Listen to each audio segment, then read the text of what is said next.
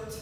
We've been trying to figure this out for a while. Because, I gotta say, you guys have some pretty sweet pastors around here because, she drove the 3 hours down to Fort Scott a few months ago. Yeah, it was awesome. So I'm super glad to be here. I know a few of you scattered around here, and so you guys don't know, this is my best friend group and my sister's over there, my best friend Callie, best friend Eli, and friend Avery.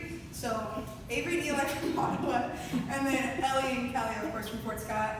So just a little bit about me. I just graduated high school. Yeah, who's in high school? Who's in high school?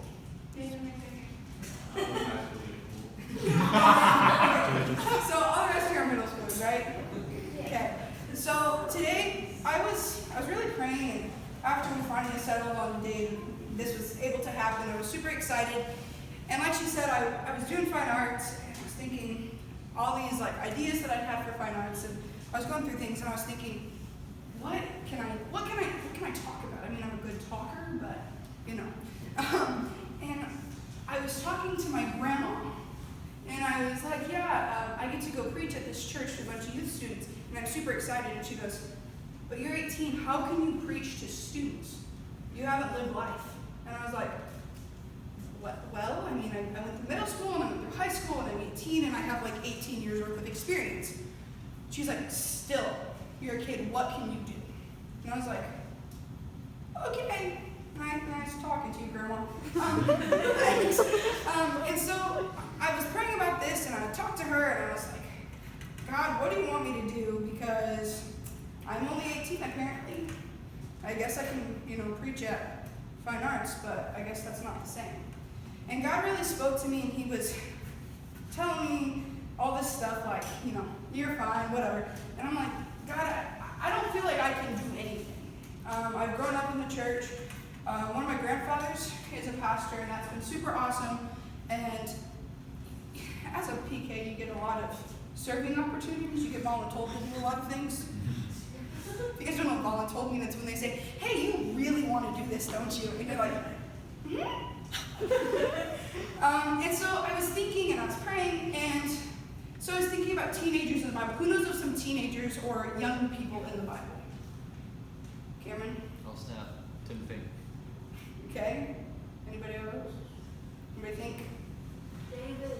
Okay, so King David. There's this guy named Josiah. He became a pastor at a king at 8 years old or something like that.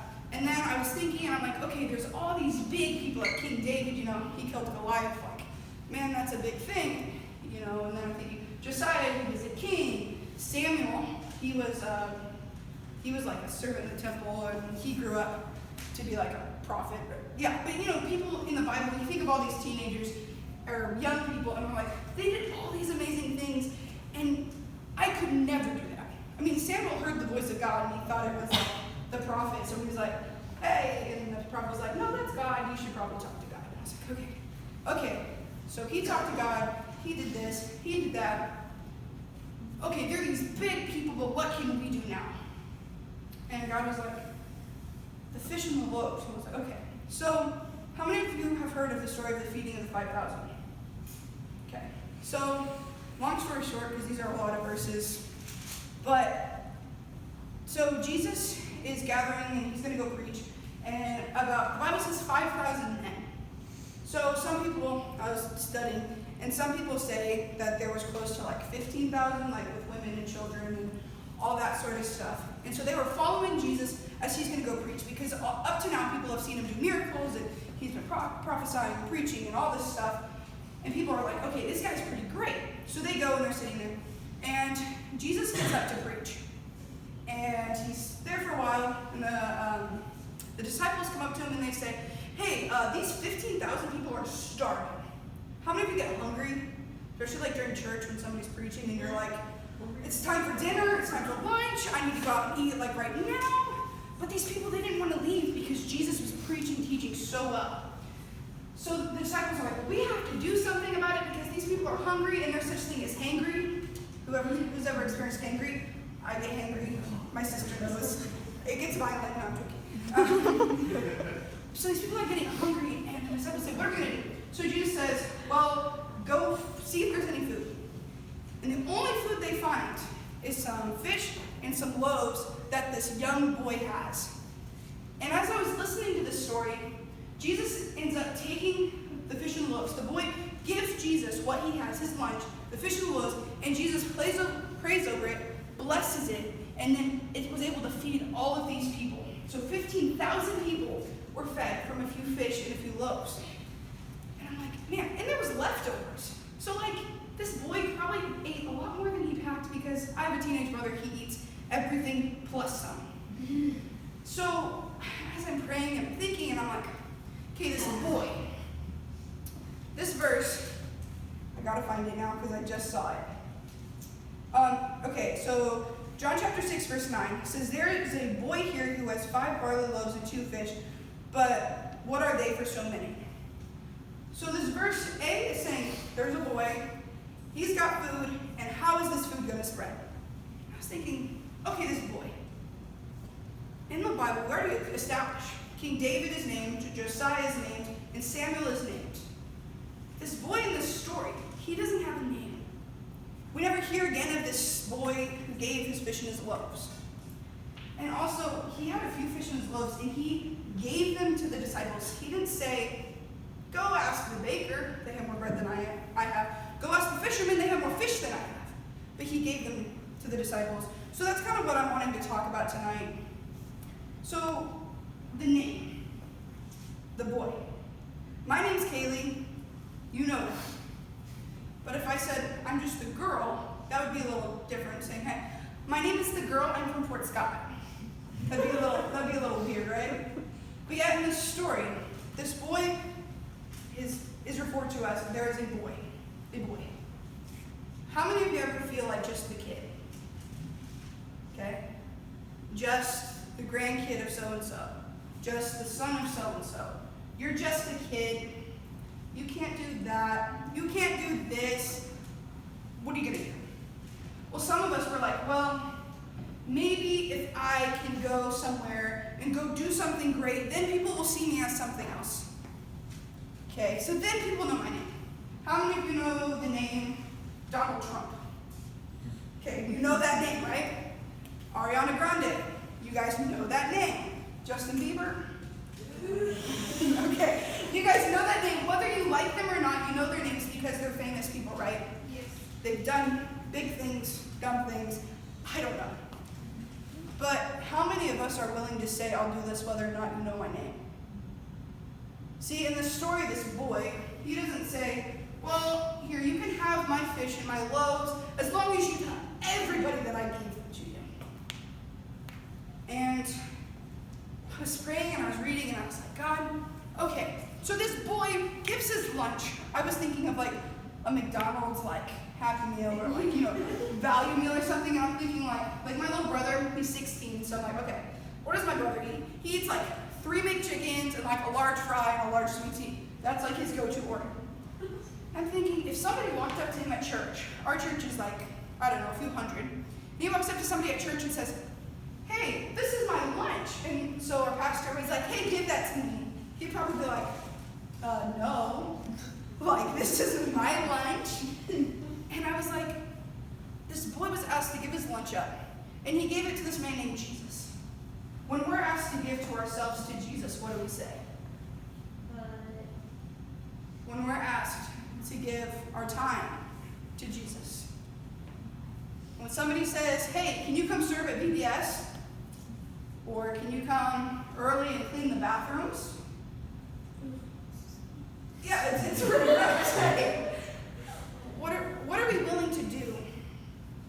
And I think a lot of times people don't realize that as teenagers we have a lot of power. In my life, I was just telling this to Pastor Josh. I felt like God was calling me into ministry when I was 12 years old. I was that saturated. And we had prayed, and I just really felt like God was saying, Kaylee, I want you to go into ministry. And I'm like, awesome, this is great. Like, I'm 12, like, middle school is awesome.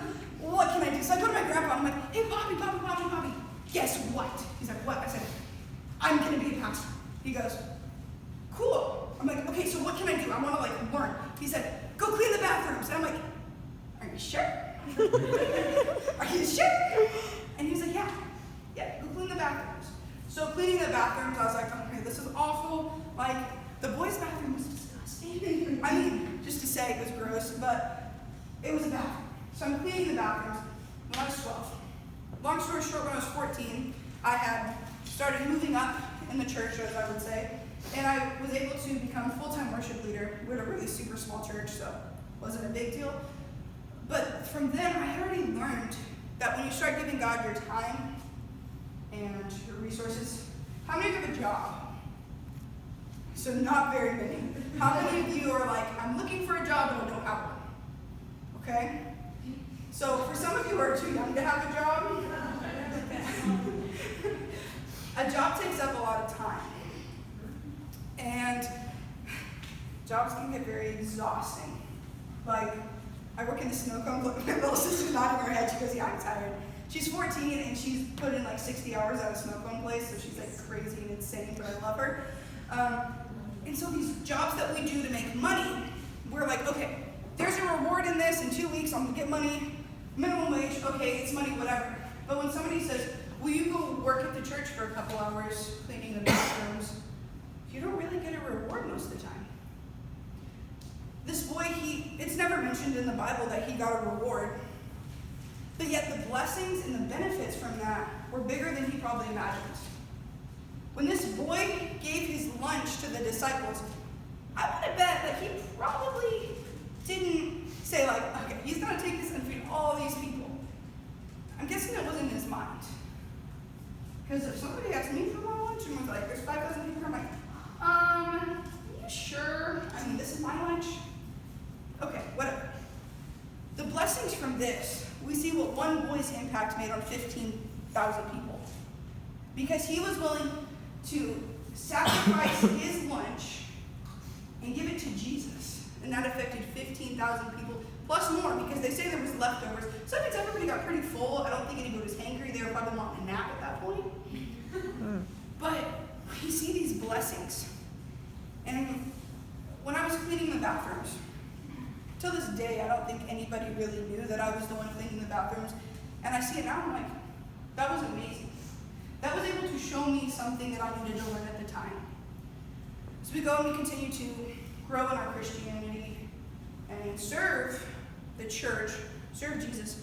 It doesn't always mean to clean the bathrooms. Sometimes it means surrendering yourself. When you're at school and you see somebody alone or sad or something, sometimes this can mean going up to them, sacrificing your time, your study time. Like, my school has study halls, and so sometimes it was during study hall where I could have been working on some of my college classes, some of my high school classes, and going up to that person, if I was like, I could study or I could go talk to them, and that could take a really long time. But when we sacrifice ourselves, sacrifice our food, our money, our time, whatever, you fill in the blank, that's when we start to see these blessings flow.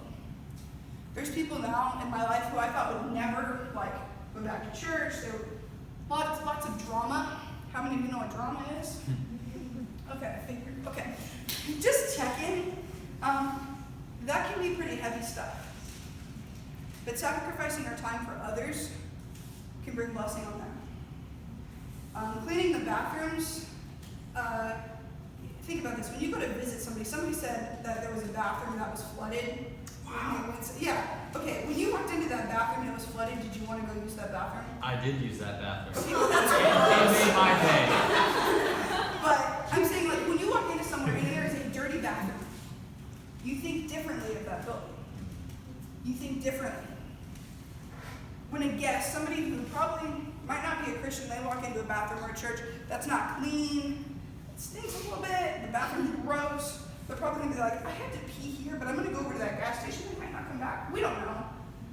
But the small things that we do as Christians, they make a huge difference.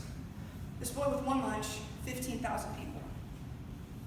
With 1 hour of your time, with one act of service to the Lord, what can you do?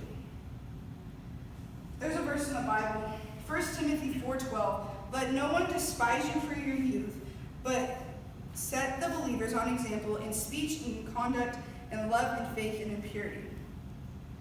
That means no matter what age you are, you make an impact in somebody else's life. You can be 12. Okay? In conduct and love and faith and purity. In conduct, the way you present yourself. And love, how you love one another. Because if there's a Christian, or somebody who's not a Christian, no matter how old, when a child loves somebody else. Or my mom used to always tell me, if you see a grumpy old person, smile at them, it'll make their day. I don't know how true that is. But I remember as a young kid thinking, I can smile at this person, it'll make their day. And I was lucky enough to have somebody go, you made my day. And I was like, oh, that's cool. But that doesn't always happen. In faith, the faith of a child, okay? The smallest ounce of faith. When somebody says, you can't pray for that person, you're 15. Okay, where does the Bible say that I have to be a certain age to pray for somebody? It doesn't. Praying for somebody when they don't know you're praying for them can be one of the biggest effects in somebody's life. I heard somebody call it a hidden figure, and they were referencing the Hidden Figures movie. And it's true. People behind the scenes. Are you willing to be a hidden figure in somebody else's life? Cleaning the bathrooms, sweeping the floors, so even though your name might not become famous. This boy isn't named in the Bible, but yet he was part of one of the biggest miracles that Jesus ever did. But even though we have names, you guys know my name, I know some of your names, how big is that to God? Because when he sees us, he doesn't see the Cameron, the Nathan, the Eli, the Hannah. He sees his children. He sees us as who we are in Jesus. I was doing some research and I was thinking, okay, so I give Jesus who I am, what I have. What else can I do? I don't have money. I mean, I'm trying to save for college, and college is expensive. Yeah, getting some nods. Yeah, okay. College is expensive, but yet Jesus doesn't ask for everything. He doesn't want you to become homeless. I mean, if God tells you to be homeless, I guess you gotta be homeless. But I'm saying what God asks for is what we can give. There's a story in the Bible of a woman in the temple, and she's a widow, and she's going up to give an offering, and all she has is 2 pennies.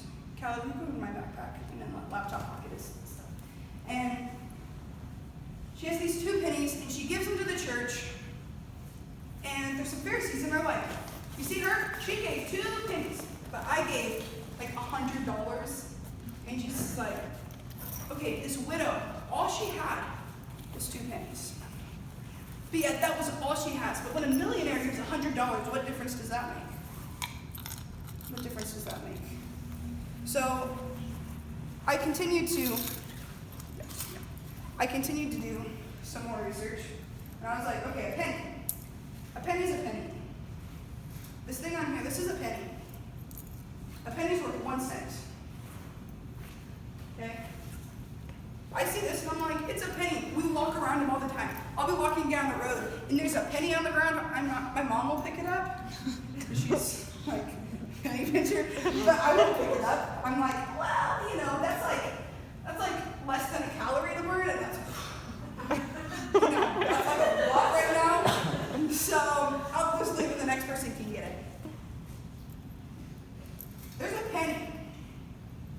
The most valuable penny is worth $2.5 million, but yet it's still a penny. You're a teenager, but yet when people see you, they're like, that's a teenager. Yeah, what can they do? How much is this penny worth? It's worth 1 cent. It's less than a quarter, and a quarter is not worth much. But when God sees you, he doesn't see the penny, he sees the $2.5 million. He sees more than that. When God saw this boy, he didn't just see a boy. He saw an opportunity for Jesus. An opportunity for people to see a miracle that Jesus can do. An opportunity for this boy to surrender himself to Jesus and be used. So, as I'm wrapping up, the worship team can come up. But I want you guys to remember, I've made enough of these for everyone to have one. Just as a reminder that you're not just a penny. God doesn't see you as just a penny. But do you see yourself as a penny, or do you see yourself as the $2.5 million that can make an impact on somebody else's life for Jesus? Thank you.